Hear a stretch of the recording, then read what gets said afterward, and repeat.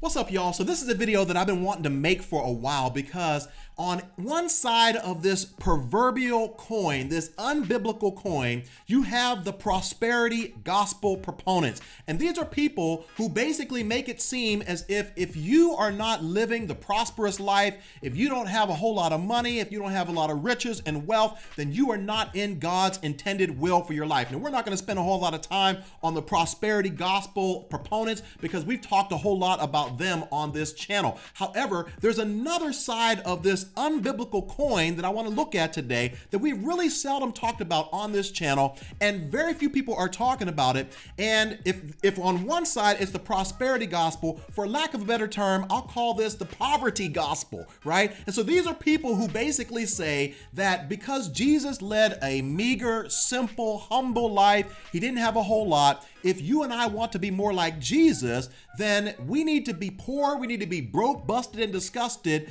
and we need to be struggling along, trusting God for our next meal. And if you're really doing that, then you're like a super Christian, you have a lot of super faith, and they oftentimes look down upon people who are rich or they have a little bit more, and they go through their entire life with this mentality where they are afraid that God might bless them with some wealth, as if being wealthy is evil. So what I want to do in this video is I want to strike a balance between the prosperity gospel and the poverty gospel, this idea that being poor is some sort of badge of honor for Christ. So today we're just going to do some old-fashioned Bible teaching. We're going to walk through a very practical text found in 1 Timothy chapter 6, verses 17 through 19. So let's break it down. First of all, in verse 17, it says this: teach those who are rich in this world. Now let's understand the context here. The Apostle Paul is writing a letter to his protege, his son in the ministry, Timothy, who is overseeing a church located in the city of Ephesus. And notice that he doesn't tell Timothy to condemn these people because they are rich. He doesn't tell them to kick them out of the church or anything like that. He embraces and acknowledge the fact that in this community of believers, there will be those who are rich. And so now Paul tells Timothy, hey, if there are going to be people who are rich, then you need to give them the following instructions on how they need to view their wealth from a godly biblical perspective. The second observation that I see in this text is that Christians should not be proud with their wealth. Once again, it says this: teach those who are rich in this world not to be proud. Now, here is the first test for any Christian. If God has blessed you financially, these are the tests that I'm getting ready to walk you through. These are the things that you need to be thinking about every single day on a consistent basis to make sure that money is not becoming your God. And there's a lot of ways, guys, that we can act as if we are proud because God has given us a little bit of money. Let me give a few of them to you. Sharing in conversation how much money you make, even when they may not have even asked you about your financial situation. I'm talking about those clever ways where you know in your heart what you're really trying to do is just kind of on the slide, let somebody know that you kind of banking, you're making it, you're doing well, but you don't want to just come out with it. So you find a kind of a slide in to try to kind of fit that into the conversation. And they haven't even asked you about your net worth. They haven't asked you about whether you make 6 figures, 7 figures. They haven't asked you about your 401k or anything like that. But somehow or another, you're just so excited to share with somebody, anybody, everybody, how much money you made. That, my friend, very well may be a sign that money is making you proud because it's making you feel a certain kind of way. Now, another thing that we do that I see all the time on Instagram and Facebook is that we take these pictures, these selfies, if you will, where maybe we have a nice car behind us or something like that, or we take it with a house behind us, or we take it in such a way where we post it in such a way where it seems on the surface that we're really giving God the praise, but really if you're spiritual, you can read through it and you have discernment, you can tell that that person is really just trying to tell the whole world, hey, look at what I have. Look at my nice car, look at my nice life, look at my nice clothes, look at my nice house, look at the pool that I have in my backyard, and all these different things.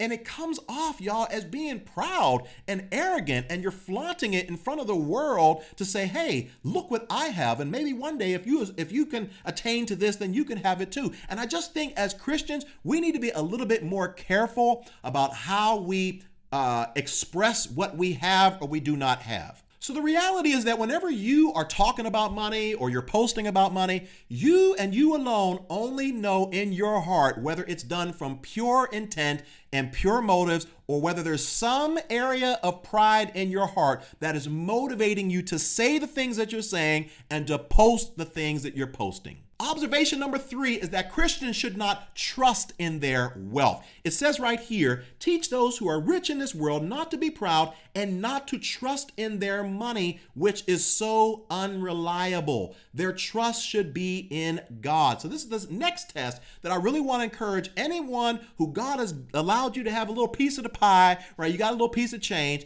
that you need to ask yourself, when things are going difficult in my life or whatever, am I trusting more in my wealth, in my 401k, in my stocks, in my savings, in my investments, and all of those different things than I am in God, right? So when things go wrong, is my first knee-jerk reaction to say, you know what, I'm good because I got a whole bunch of money in the bank and I'm going to be good, without realizing that, wait a second, God can blow that all away tomorrow. And so even if God does that, your ultimate trust and your faith needs to be in the one who gave it to you in the first place, your source, rather than all of these different resources. See, the natural tendency whenever you have a lot of money is to think that you really don't need God for much, because money solves a majority of your problems. And this, my friend, is a huge deception of the enemy, which is why he is trying to convince and persuade a generation of people to chase after getting more and more and more, not realizing you can have all the money in the world and you still may not be happy. But then there's this next observation here that it says,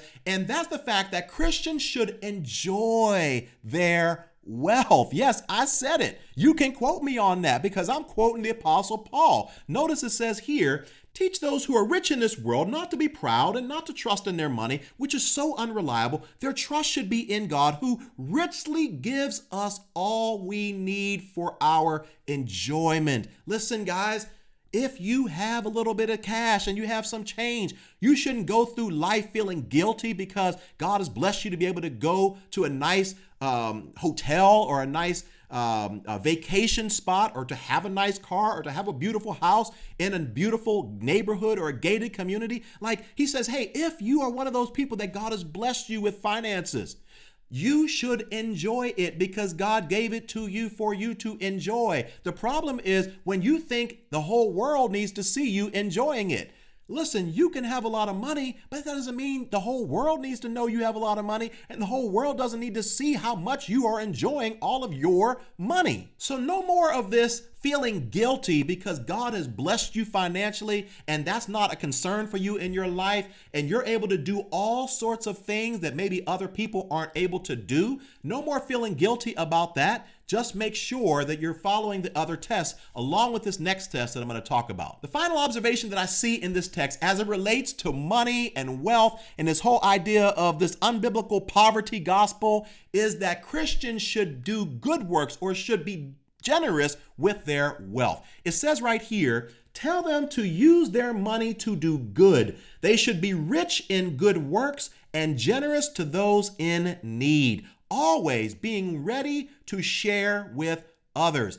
This, my friend, I believe is the ultimate test of anyone who has a little bit of money. The question that we don't need to ask anymore is, wow, how much money do I have? But rather, am I being a good steward with what God has blessed me with? So let me give you a few ways that you can do this. Just doing random acts of kindness for people, right? Just doing things that as you see people in the world and God puts it on your heart, just say, you know what? Hey, I've got some extra money. I don't really need this. Let me go ahead and do something kind for someone, whether I may know them or I may not know them at all. Another way is just giving to your local church or any other ministry that is feeding into you spiritually so that you can use your gifts and your funds to help advance the kingdom of God. Another way is using your money to help those who are less fortunate in this world. Listen, if God has blessed you with a lot of money and somebody next to you just is struggling, break them off a couple $100s, right? Break them off $1,000 or whatever, because at the end of the day, you may not miss that at all, but it might make all the difference in the world for that person over there that's struggling simply to pay their bills. So my friend, this is my final verdict on this situation. Our Christianity should never be based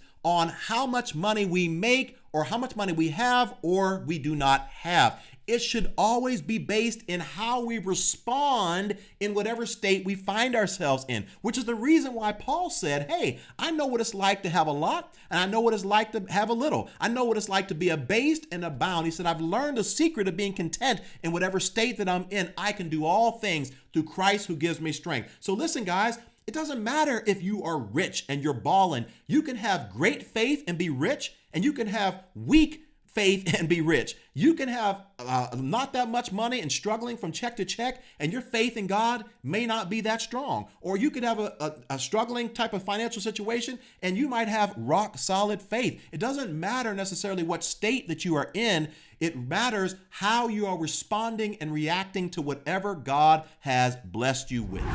So once again, no more feeling guilty if you're doing well. I want to come against this poverty gospel mentality that Christians or Christian leaders or Christian pastors or Christian YouTubers or any people like that, they need to be broke, busted, and disgusted if they really want to exhibit the true character and image of Jesus Christ. Instead, let's be more biblical in our approach, and let's go through the checks that I talked about in this passage of scripture. And if you're passing all of these tests and checks in your mind, then my friend, enjoy the wealth and the blessings that God has given you and be generous and do good works with it. So I'd love to hear your thoughts. Do you think that many Christians are struggling with either this prosperity gospel or the poverty gospel? And there's really a line that's in there that many Christians are struggling to walk in? Let me know in the comment section below and let's talk about it. If you found this video helpful in any way, feel free to share it with a friend. Also, if you haven't done so already, I would love it if you would subscribe. Check out some of the other videos on this channel.